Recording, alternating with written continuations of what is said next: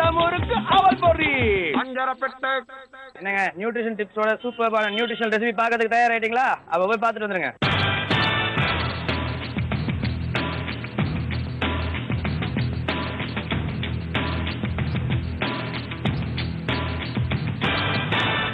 அஞ்சரை பெட்டி நிகழ்ச்சியை பார்த்து கொண்டிருக்கக்கூடிய அனைத்து நேயர்களுக்கும் வணக்கம். இன்னைக்கு ஆரோக்கியமான உணவு பகுதியில நம்ம என்ன பண்ண போறோம் தெரியுமா உங்களுக்கு? மஷ்ரூம் பாலக் சென்னா. மஷ்ரூம் பாலக் சென்னானாக்க மஷ்ரூமும் பாலக்கும், பாலக்னா பசலைக்கீரை, சென்னானா கொண்டக்கடலை, இது மூணையும் சேர்த்து போட்டு ஒரு சைட் டிஷ் சூப்பரா இன்னைக்கு நம்ம தயார் பண்ண போறோம். அது எப்படின்னு பார்க்கலாமா? அதுக்கு தேவையான பொருட்களை முதல்ல தெரிஞ்சுக்கலாம்.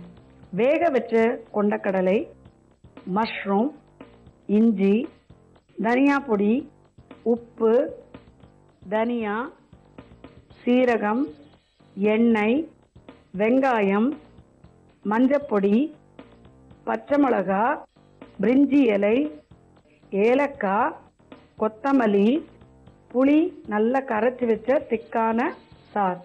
இப்போ பார்க்கலாமா பண்ணுறது எப்படின்ட்டு? ஃபஸ்ட்டு நம்ம அடுப்பை பற்ற வச்சுட்டு கடாய் வச்சுருங்க. இந்த பக்கமும் அடுப்பை பற்ற வச்சுட்டு சின்னதாக ஒரு பேன் வச்சுக்கோங்க. அதில் கொஞ்சம் தண்ணி விடுங்க. பாலக் இருக்கு பாருங்க, அதை நல்லா அலசி ஆஞ்சு நறுக்கி இலையை மட்டும், அந்த குச்சி எடுத்துட்டு இலையை மட்டும் இதில் போட்டுருங்க. நல்லா கொஞ்சம் கொதித்து வெந்து வரட்டும். அதுக்கப்புறம் அதை என்ன பண்ணணும்னு சொல்கிறேன். அதில் கொஞ்சமாக உப்பு போட்டுக்கோங்க.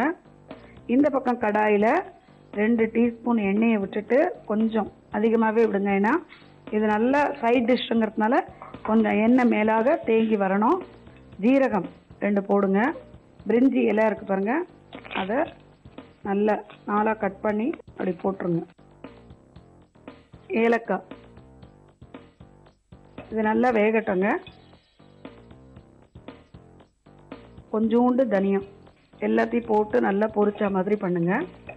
பொரியும் பொழுது இந்த பச்சை மிளகா, இஞ்சி, கொத்தமல்லி 3 விழுது மாதிரி அரைச்சி வச்சுருக்கீங்க பாருங்க, அதையும் தூக்கி போட்டு நல்லா அந்த எண்ணெயிலேயே பொரிச்சிடுங்க.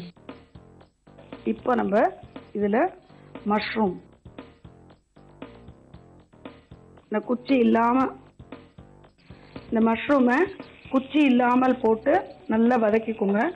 கொஞ்சமாக மஞ்சப்பொடி, ஏன்னா கீரை போடுறதுனால பசுமையாக இருந்தால் தான் நல்லாயிருக்கும். இதில் கொஞ்சம் வெங்காயத்தை இப்போ போடுங்க.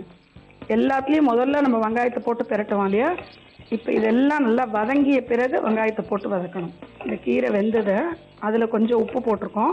இப்போ இதுலேயும் கொஞ்சமாக நம்ம உப்பு போட்டுக்கலாம். ஏன்னா இதுக்கு கொஞ்சம் அதுக்கு கொஞ்சம் போடும்போது ரெண்டும் சேர்ந்து வரும்போது ரொம்ப டேஸ்ட்டாக இருக்கும், கரெக்டாக இருக்கும் உப்பு திட்டத்தோட. இதை நல்லா வதக்கிட்டு 1 டீஸ்பூன் நல்ல வெந்த கொண்டக்கடலை கொஞ்சம் போட்டுக்கோங்க. போட்டு எடுத்து வச்சுட்டு அதையும் நல்லா வதக்கி, பச்சை மிளகாயை 1 4, ஏன்னா பச்சை மிளகாய் விழுது நம்ம அதில் போட்டிருக்கோம். இது சும்மா டேஸ்ட்டுக்காக தான், கொஞ்சம் கலர்ஃபுல்லாக இருக்கிறதுக்காக. அதனால் இதில் இருக்கிற காரம் ஒன்றும் உரைக்க வேண்டாம். அதனால் ஒரு பச்சை மிளகாயை 2 3 நறுக்கி எல்லாத்தையும் சேர்த்து போட்டு வதக்கணும். இதில் கொஞ்சம் தனியா பொடி போட்டுக்கணும். இப்போ நம்ம இந்த கீரை வெந்த சாறு இருக்கு பாருங்க, இதை வந்து நம்ம கீரை இல்லாமல் வெறும் அந்த ஜூஸ் மட்டும் இதில் விட்டுட்டு நல்லா வேக வச்சிடுங்க. அதில் இந்த கொண்டக்கடலை இன்னும் கொஞ்சம் வேகணும். வெந்த கொண்டக்கடலையாக இருந்தால் கூட அந்த ஜூஸில் வெந்ததுன்னா கொஞ்சம் உப்பு காரங்கள்லாம் பட்டுண்டு ரொம்ப ரொம்ப டேஸ்ட்டாக இருக்கும். இப்போ நம்ம என்ன பண்ணோம்னா புளியை நல்லா கரைச்சி வச்சுக்கணும். வெந்நீரில் கொதிக்க விட்டு திக்காக கரைச்சி வச்சுக்கணும். அதை கொஞ்சம் 1 டீஸ்பூன் விட்டுட்டு, இப்போது இந்த கீரை இருக்குது பாருங்கள், அதை நல்லா மசிச்சு எடுத்து வச்சுக்கணும். நல்லா வெந்த கீரையை நல்லா மசிச்சிடணும். மசிச்சுட்டு ஸ்பூனை போட்டு நல்லா தண்ணி எடுத்துட்டு ஸ்பூனை போட்டு நல்லா மசிச்சிங்கன்னா ரொம்ப நீட்டாக மசிஞ்சிடும். இப்போ எல்லாத்தையும் போட்டு அந்த புளி ஜூஸு எல்லாத்தையும் போட்டு நல்லா கலரிடணும். இப்போ அந்த எண்ணெய் மேலே தேங்கி வரா மாதிரி கொஞ்சமாக எண்ணெய் விட்டுட்டு கடைசியில் கொத்தமல்லி கொஞ்சம் கட் பண்ணி போட்டு, ஏன்னா இது வந்து பாலக்கில் பண்ணுறது கொஞ்சம் க்ரீனிஷாக இருந்தால் தான் உங்களுக்கு அந்த டேஸ்ட் ரொம்ப நல்லாயிருக்கும்.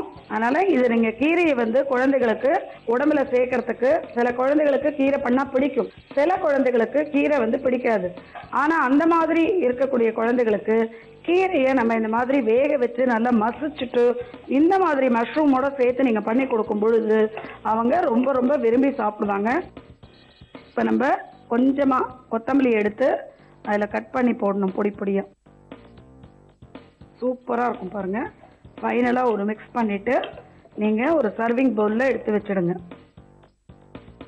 மஷ்ரூம் பாலக் சென்னா எவ்வளோ சூப்பராக ஃபாஸ்ட்டாக நம்ம தயார் பண்ணியிருக்கோம் பாருங்கள். இன்றைக்கு ஆரோக்கியமான உணவு பகுதியில் மஷ்ரூம் பாலக் சென்னா எப்படி பண்ணுறதுன்னு சொல்லி கொடுத்துருக்கேன் இல்லையா? இதே மாதிரி இதை விட சூப்பர் ஆரோக்கியமான டிஷ்ஷை மீண்டும் நான் சொல்லித்தர வரைக்கும் உங்களிடமிருந்து விடைபெறுவது லலிதா சுபாஷ். நன்றி, வணக்கம். இன்னைக்கு வேலூர்ல நம்ம ட்ரை கலர் கட்லெட் எப்படி ப்ரிப்பேர் பண்ணுன்றதை கத்துக்கிட்டோம். அது மட்டும் இல்லாம வெஜ் பாயா டேஸ்ட் பண்ணி பார்த்தோம். இதே மாதிரி அற்புதமான விஷயங்களோட மீண்டும் உங்களை சந்திக்கிறேன். Signing off. Bye bye. இடமுருக்கு அவல் பொறி அஞ்சரப்பட்ட